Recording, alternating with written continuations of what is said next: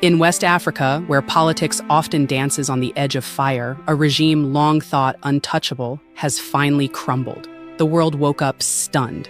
At 3:12 a.m., military vehicles rolled through the streets of Abidjan. The presidential guard was overwhelmed in under an hour. By dawn, the flag flying above the palace was no longer the same. And just like that, another chapter in Africa's long war with dictatorship had turned its final page. But this wasn't just any coup. This was Ivory Coast, once the darling of post-colonial West Africa, a country the West praised for its stability, while quietly ignoring the creeping authoritarianism beneath.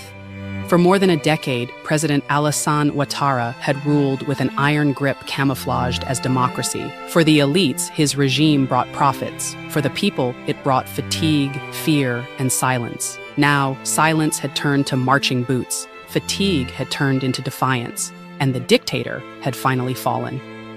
Ivory Coast military coup, the headlines screamed. Another dictator is down. But this wasn't just about one man. It was about how he got there, who protected him, and why the military finally said, no more. They say power corrupts, but in Ivory Coast, power also forgets how to leave. In 2010, Alassane Ouattara was hailed by international observers as a beacon of progress.